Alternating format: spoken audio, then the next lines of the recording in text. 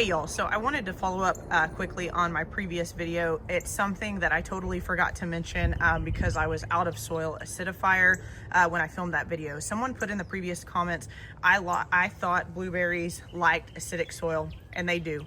They like a low pH, they like a 4.5-ish kind of ideal. 4.0 to 5 or 5.5, something like that would be just fine.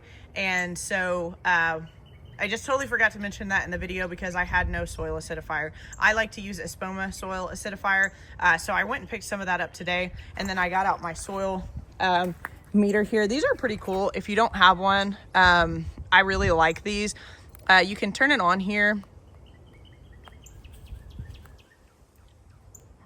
I say you can.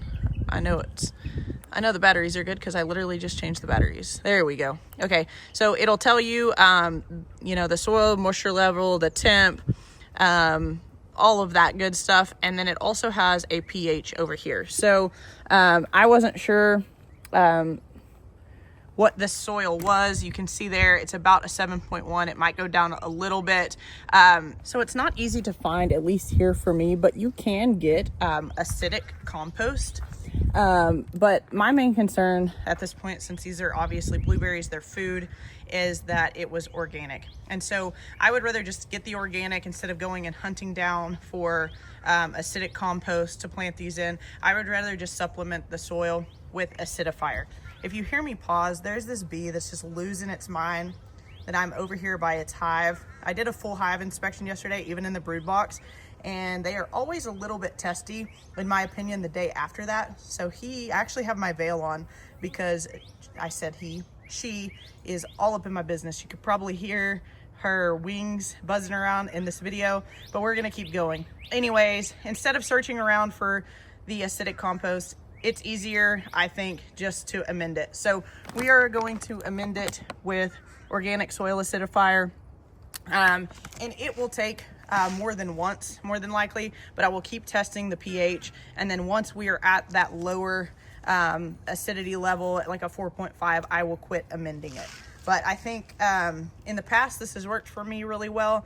And I think it's the easier option than just trying to find acidic compost, because I even looked today when I went to TLC and they have a ton of options and I couldn't even find any acidic compost there. Could have missed it, but this is just, again, I'm a somewhat of a lazy gardener when it comes to that stuff. Like, I'm gonna get whatever's easy and accessible, and then I'll deal with other issues after the fact.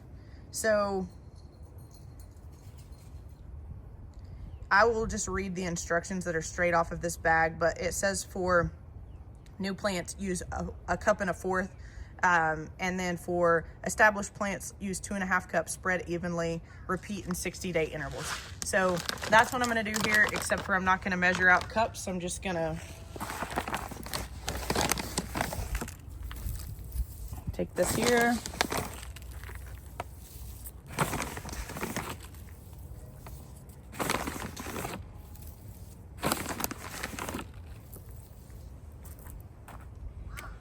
Seems close-ish to me. Let's test this out over here.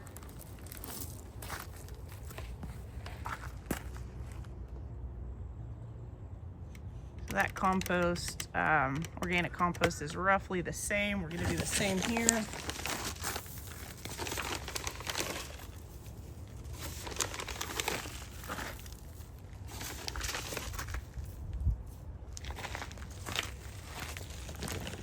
Now we're gonna get it watered in. I came straight out here after work too, so you'll have to forgive my attire, but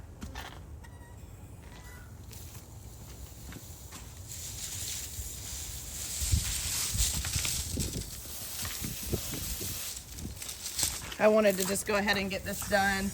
I'm changing here shortly to go to dinner tonight, and I didn't want to have to change twice.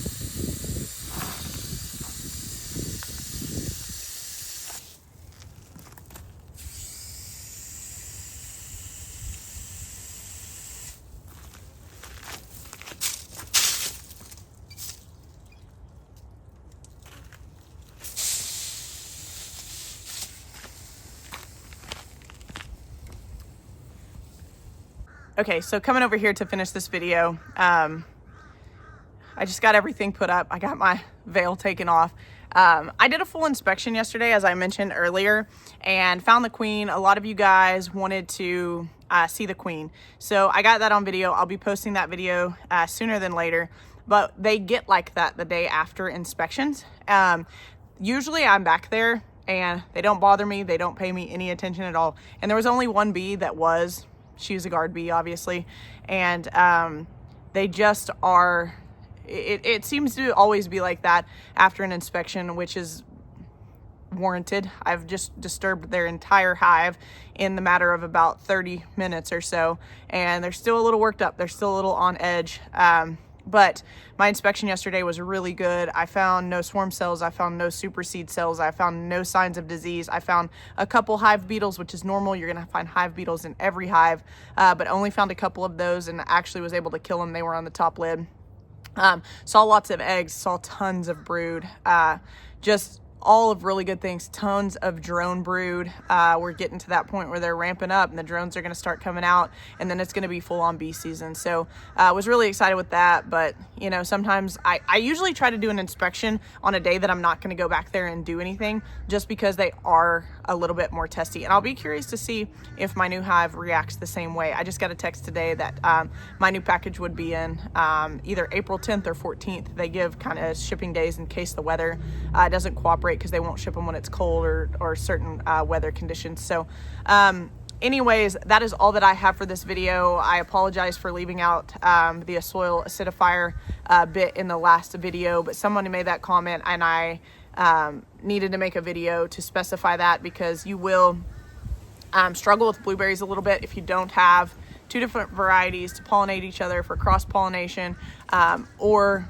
you have really high pH soil. They're just not going to thrive. They're not going to do well. That's why a lot of people grow blueberries in containers, because it is easier for areas that have a high pH soil to grow them in containers, because you can control the acidity much more closely. But anyways, that is all that I have for this video. Thank you guys so much for watching, and we'll catch you in the next one. Bye.